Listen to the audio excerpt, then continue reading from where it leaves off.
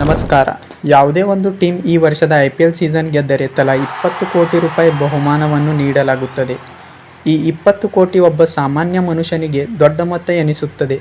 ಆದರೆ ಒಂದು IPL ಟೀಮ್ಗೆ ಇದು ಅತಿ ಚಿಕ್ಕ ಮೊತ್ತ. ಯಾಕೆಂದರೆ ಕಳೆದ ಸೀಸನ್ನಲ್ಲಿ RCB ಅವರ ಬ್ರ್ಯಾಂಡ್ ವ್ಯಾಲ್ಯೂ ಸುಮಾರು 581 ಕೋಟಿ ರೂಪಾಯಿ ಇತ್ತು.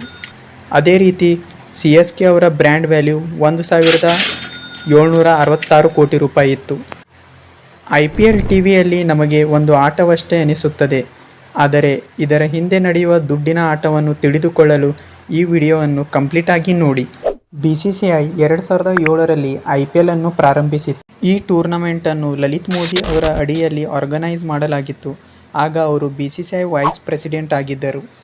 ಹೆಚ್ಚಿನ ಜನರು BCCI ಸರ್ಕಾರಿ ಸಂಸ್ಥೆ ಎಂದು ಭಾವಿಸುತ್ತಾರೆ, ಆದರೆ ಅದು ಖಾಸಗಿ ಸಂಸ್ಥೆಯಾಗಿದ್ದು ಅದು ಸರ್ಕಾರದೊಂದಿಗೆ ಯಾವುದೇ ಸಂಬಂಧವನ್ನು ಹೊಂದಿಲ್ಲ. ಹಾಗಾದರೆ IPL ತಂಡಗಳು ಮತ್ತು BCCI ಹೇಗೆ ಹಣವನ್ನು ಗಳಿಸುತ್ತಾರೆ ಎಂಬುದನ್ನು ತಿಳಿಯೋಣ ಬನ್ನಿ. ಮೊದಲು ಬ್ರಾಡ್ಕಾಸ್ಟಿಂಗ್ ರೈಟ್ಸ್. ಟೆಲಿವಿಷನ್ ಮತ್ತು ಡಿಜಿಟಲ್ ಸ್ಟ್ರೀಮಿಂಗ್ ಪ್ಲ್ಯಾಟ್ಫಾರ್ಮ್ಗಳು IPL ಪಂದ್ಯಗಳ ಪ್ರಸಾರ ಹಕ್ಕುಗಳನ್ನು ಅಂದರೆ ಬ್ರಾಡ್ಕಾಸ್ಟಿಂಗ್ ರೈಟ್ಸ್ ಪಡೆಯಲು ಬೃಹತ್ ಮೊತ್ತವನ್ನು ಬಿಡ್ ಮಾಡುತ್ತವೆ. ಇದು IPL ತಂಡಗಳು ಮತ್ತು BCCI ಎರಡಕ್ಕೂ ಆದಾಯದ ಪ್ರಾಥಮಿಕ ಮೂಲಗಳಲ್ಲಿ ಒಂದಾಗಿದೆ.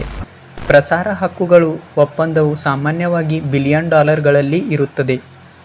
ಉದಾಹರಣೆಗೆ, ಮೊದಲು IPL 2008ರಿಂದ 2017ರಲ್ಲಿ ಸೋನಿ ಚಾನೆಲ್ನಲ್ಲಿ ಪ್ರಸಾರ ಮಾಡಲಾಗುತ್ತಿತ್ತು. ಆಗ ಸುಮಾರು 8,200 ಕೋಟಿ ರೂಪಾಯಿ ಖರ್ಚು ಮಾಡಲಾಗಿತ್ತು. ಆದರೆ 2018ರಲ್ಲಿ ಆ ರೈಟ್ಸನ್ನು ಸ್ಟಾರ್ ಸ್ಪೋರ್ಟ್ಸ್ನವರು 16,400 ಕೋಟಿಗೆ ಖರೀದಿಸಿದರು. ಸೊ ಈ ಒಂದು ರೈಟ್ಸ್ ಪಡೆಯಲು ಬೃಹತ್ ಮೊತ್ತ ಇರುತ್ತದೆ. ಎರಡನೆಯ ವಿಧಾನ title sponsorship. IPL sponsorship rights ಹಕ್ಕುಗಳನ್ನು ಕಂಪನಿಗೆ ಮಾರಾಟ ಮಾಡುತ್ತದೆ. ಅದು ನಂತರ title sponsor of the tournament ವಾಗುತ್ತದೆ.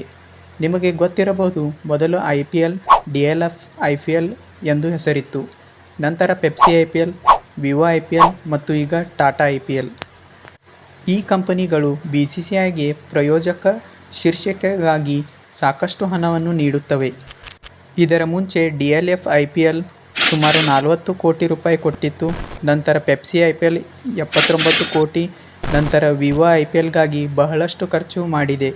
2016-17ರಲ್ಲಿ 100 ಕೋಟಿ ಮತ್ತು 2018-19ರಲ್ಲಿ ಸುಮಾರು 440 ಕೋಟಿ ಮತ್ತು ಈಗ ಟಾಟಾ 330 ಕೋಟಿ ಖರ್ಚು ಮಾಡಿದೆ. ಹೆಚ್ಚುವರಿಯಾಗಿ ಇದರಲ್ಲಿ 50% BCCIಗೆ ಹೋಗುತ್ತದೆ ಮತ್ತು 50% ತಂಡಗಳಿಗೆ ಹೋಗುತ್ತದೆ. ಬ್ರಾಡ್ಕಾಸ್ಟಿಂಗ್ ರೈಟ್ಸ್ ಮತ್ತು ಸ್ಪಾನ್ಸರ್ಶಿಪ್ಸ್ಗೆ ಹೋಲಿಸಿದರೆ ಟಿಕೆಟ್ ಮಾರಾಟವು ಆದಾಯದ ಒಂದು ಸಣ್ಣ ಭಾಗವನ್ನು ಅಷ್ಟೇ ಅಂದು ಸರಿಸುಮಾರು 4 ಕೋಟಿವರೆಗೆ ಬರುತ್ತೆ. ವಿಶೇಷವಾಗಿ ಪ್ಲೇಆಫ್ ಪಂದ್ಯಗಳು ಮತ್ತು ಫೈನಲ್ಗಳಲ್ಲಿ ಟಿಕೆಟ್ ದರಗಳು ಹೆಚ್ಚಿರುವಾಗ ಅವು ಇನ್ನೂ ಹೆಚ್ಚುಗೆ ಕೊಡುಗೆ ನೀಡುತ್ತದೆ. ಇದನ್ನು ಬಿಟ್ಟು ಮರ್ಚಂಡೈಸಿಂಗ್ನೂ ಕೂಡ ಒಂದು ದುಡ್ಡು ಗಳಿಸೋ ವಿಧಾನವಾಗಿದೆ. ನಾವು ನಮ್ಮ ಇಷ್ಟವಾದ team jersey, mobile covers, caps, ಪೋಸ್ಟರ್ಗಳನ್ನು ಸ್ಟೋರ್ನಿಂದ ಖರೀದಿಸಿದಾಗ ಆ ದುಡ್ಡು ಕೂಡ ಟೀಮ್ಗೆ ಹೋಗುತ್ತದೆ. ಮೂರನೆಯ ವಿಧಾನ ಫ್ರ್ಯಾಂಚೈಸ್ ಫೀಸ್. ಲೀಗ್ನಲ್ಲಿ ಭಾಗವಹಿಸಲು ರೈಟ್ಸ್ಗಾಗಿ IPL ತಂಡಗಳು ಫ್ರ್ಯಾಂಚೈಸ್ ಫೀಸ್ BCCIಗೆ ಪಾವತಿಸುತ್ತವೆ. ಈ ಶುಲ್ಕಗಳು ಗಣನೀಯವಾಗಿರುತ್ತವೆ ಮತ್ತು ಪ್ರತಿ ಫ್ರ್ಯಾಂಚೈಸಿಯಿಂದ ವಾರ್ಷಿಕವಾಗಿ ಪಾವತಿಸಲಾಗುತ್ತದೆ.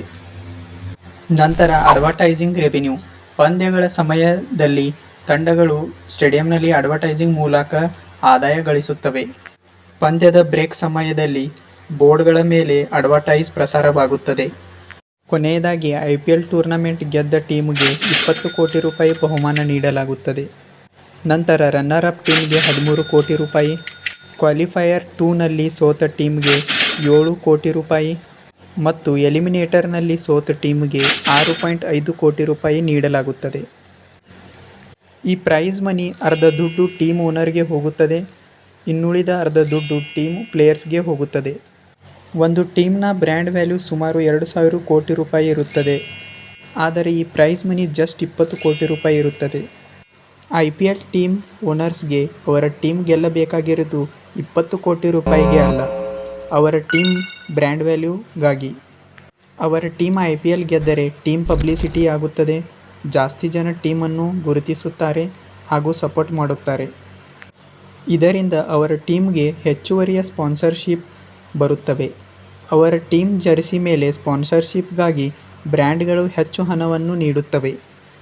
IPLನ ಟೀಮ್ ಓನರ್ಸ್ ಪ್ರೈಸ್ ಮನಿಗಿಂತ ಬ್ರ್ಯಾಂಡ್ ವ್ಯಾಲ್ಯೂಗೆ ಜಾಸ್ತಿ ಮಹತ್ವವನ್ನು ನೀಡುತ್ತಾರೆ. ಒಬ್ಬ ಫೇಮಸ್ ಪ್ಲೇಯರ್ ಟೀಮ್ನಲ್ಲಿ ಬಂದಾಗ ಅವರ ಬ್ರ್ಯಾಂಡ್ ವ್ಯಾಲ್ಯೂ ಕೂಡ ಹೆಚ್ಚುತ್ತದೆ. ಉದಾಹರಣೆಗೆ ವಿರಾಟ್ ಕೊಹ್ಲಿ ರಾಯಲ್ ಚಾಲೆಂಜರ್ಸ್ ಬೆಂಗಳೂರು ಹಾಗೂ MS ಧೋನಿ CSK. ಅದೇ ರೀತಿ ಫೇಮಸ್ ಆ್ಯಕ್ಟರ್ಸ್ನೂ ಕೂಡ ಟೀಮ್ ಬ್ರ್ಯಾಂಡ್ ವ್ಯಾಲ್ಯೂವನ್ನು ಹೆಚ್ಚಿಸುತ್ತಾರೆ. ಉದಾಹರಣೆಗೆ Shahrukh Khan Kolkata night Riders owner ಆಗಿದ್ದಾರೆ. ಹೀಗೆ ಅನೇಕ ರೀತಿಯಿಂದ IPL ತಂಡಗಳು ಮತ್ತು BCCI ಅವರು ಹಣವನ್ನು ಗಳಿಸುತ್ತಾರೆ. ಈ ವಿಡಿಯೋ ನಿಮಗೆ ಇಷ್ಟವಾಗಿದ್ದರೆ ಲೈಕ್ ಮಾಡಿ, ಶೇರ್ ಮಾಡಿ ಹಾಗೂ ಸಬ್ಸ್ಕ್ರೈಬ್ ಮಾಡಿ.